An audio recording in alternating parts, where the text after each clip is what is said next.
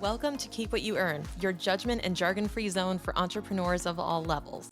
Get ready to learn how to scale your business, save money in taxes, and create a business that grows your wealth. If it feels like the financial side of business is like eating your vegetables, well, then think of this podcast as the ranch dressing to make the process a little more enjoyable. My name is Shannon. I'm a CPA and business owner on a mission to simplify money and empower others through knowledge. I hope this episode inspires you to take action, but remember that the information we share is for educational purposes only and is not individual tax advice. Now that we got that out of the way, let's start the show.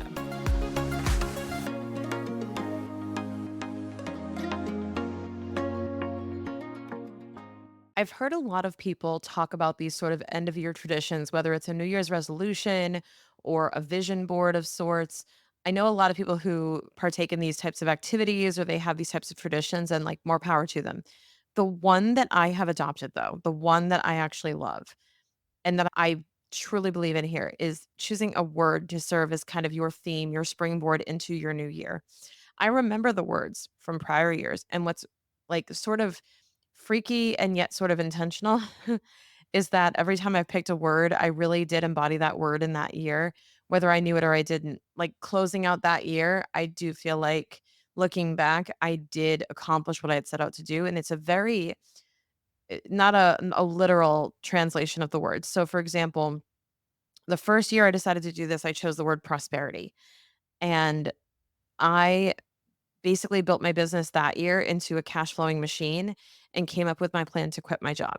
So I believe that kind of fulfilled on that sort of word and that mentality and that kind of it's almost like this thing when you're driving, like hanging from the rear view mirror to remind you that you're always looking at like the word prosperity. It's like, okay, that's where we're heading.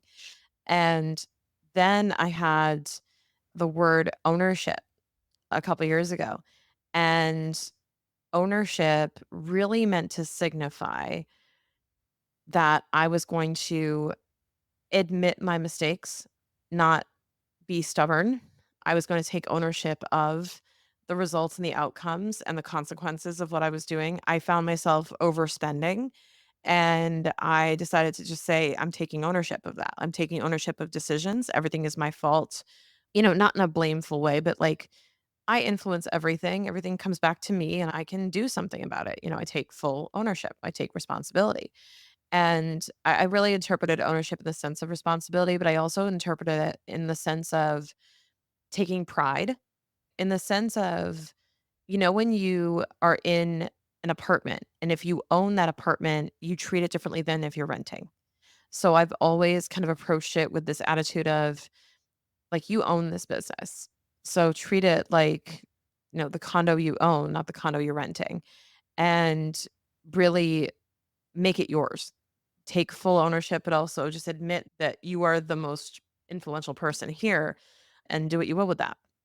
So that was a really powerful year to admit that and to move forward. And I think it really kind of set in motion a lot of the priorities that I had set for myself. Then last year it was simplify. Simplify was my big word. And I am so happy that I did focus on that. Last year, we really did simplify. You may have heard my episode about unscaling, which I'm very proud to say totally worked.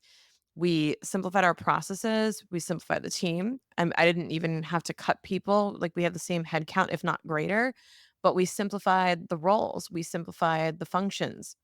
We created an onboarding process, we created SOPs. We really dialed back the amount that we were doing for every client in volume. And then we redirected a lot of that to value as opposed to volume. And we try to do less and more impactful things. And that really did work. So we were simplifying in the form of reducing waste, reducing excess, and really simplifying messaging and simplifying offers. Like we cut down our offers significantly. And we actually successfully walked out of 2024 with about 10 clients on the roster and on track for a seven figure 2025. So that is a huge accomplishment by simplifying what it is we do and who we serve. So I'm excited to share that going into 2025, I've chosen another word that really kind of came to me. Every year, they kind of come to me in terms of I find myself really affected by something I really want to do and accomplish in the next year. And it's not tied to a number, it's not tied to anything financial or anything sort of material. But I think about the type of person I want to be in the new year. And I think about the words that describe her and the business I want to have and the words that describe it. And I don't even sit down and think about what my word's going to be, but I find myself thinking of a sort of word that I wish I could tattoo on my wrist and look at throughout the course of the year. Whenever I feel like where am I at right now in December 2024? What should I be tattooing on my wrist to remind myself of, all year? And this year I've chosen the word respect. Now, all I think of is the song whenever I say that. But the word respect to me means it's a couple of things. So we have a series of core values in our company. We have reliability, we have collaborative communication, lifelong learning, and prioritizing purpose. A lot of alliteration, it's easy to remember.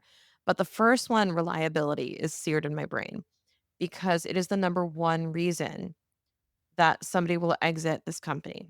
It is the number one value to me that when broken can have disastrous impacts. So reliability to me means keeping your promises to others and to yourself. And that to yourself part is really freaking important. It's not communicating your intention, but your commitment. So by saying, I'm planning on getting something done by Friday, I would rather hear, I will get it done by Monday.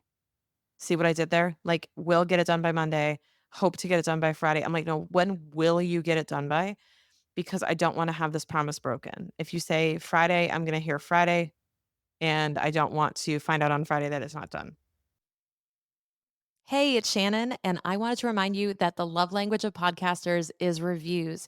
If you wouldn't mind taking a couple of seconds just to leave us a review if you're enjoying this show, we would really, really appreciate it. Okay, back to the show. It's less about this idea of under promise, over deliver, and more about just keeping your promises and allowing us to trust your word, because even when you under promise, over deliver, by the way, you're not building trust. Because if you consistently do that, if you say, "I'll get it done by Friday," and then it's done by Wednesday, every single time you say Friday, it's done by Wednesday, people are going to start reinterpreting what you're saying and say, "Well, she said Friday, but she'll definitely get it done sooner than that."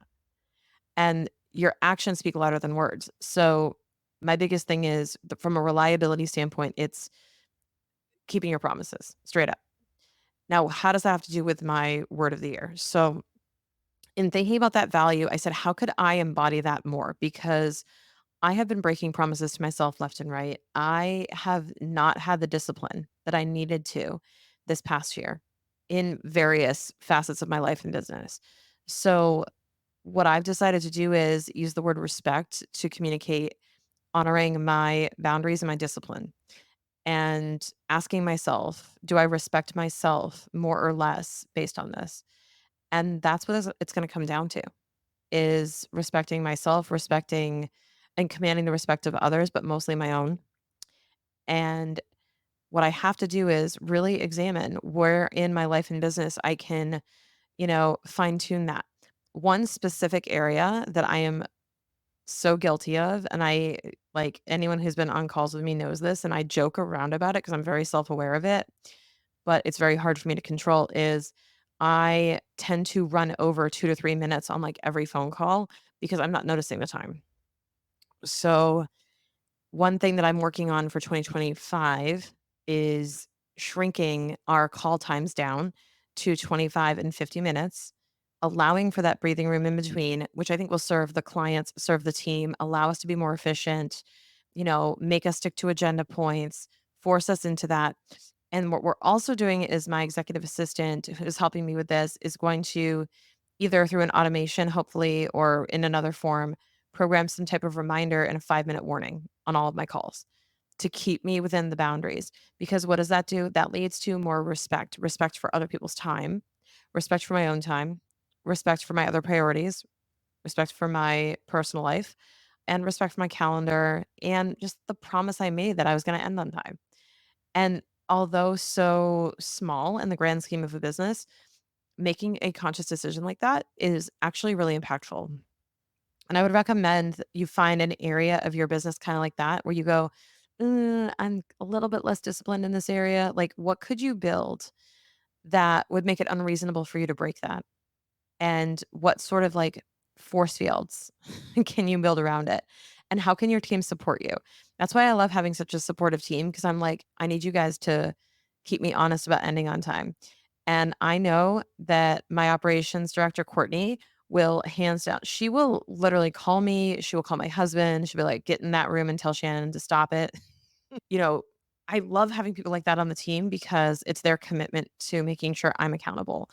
And I love having that accountability on myself from my team because as a business owner, sometimes you really just want to be told what to do and be held accountable because otherwise you may not be and you may not be self-aware.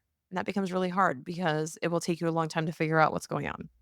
So respect to me means a lot of things, but it means a lot of reliability. It means, this calendar adjustment. It also means just really asking myself that question, am I behaving like a person that I would respect more or less because of this action, because of this thing I say or this thing I do or this decision I want to make? Like will it make me respect myself more or less, period? And by really examining that, I think that it will lead to a lot of better decisions. I think it will lead to a more refined and mature business along with hopefully a more balanced and controlled and, free flowing life on my side.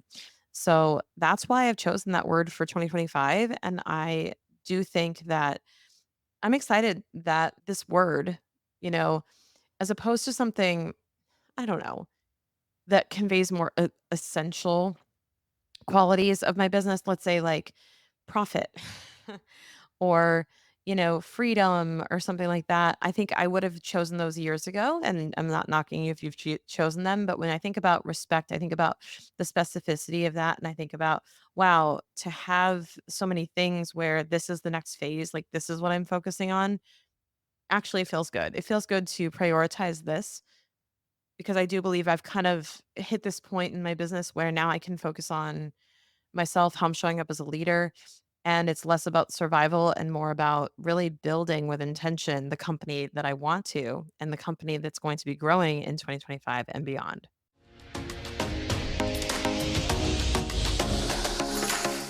Finding the right support that you need for your business can be so confusing when it comes to accounting and tax. Sometimes it seems like you can't find a CPA or a tax pro who actually understands your business, or they charge way too much for what you actually need. I've seen this for so many entrepreneurs. They're in a bad relationship with their accountant because they don't know what to look for. It is not your fault. So I created a perfect guide for you that is totally free. It's called the Money Pro Matchmaker, and it will teach you what your pro should be doing, questions you can use to interview them to find the right person for you, and a guide to evaluate them so you know you're getting what you pay for. Do not get stuck or screwed with the wrong accountant. Download the guide now at moneypromatchmaker.com.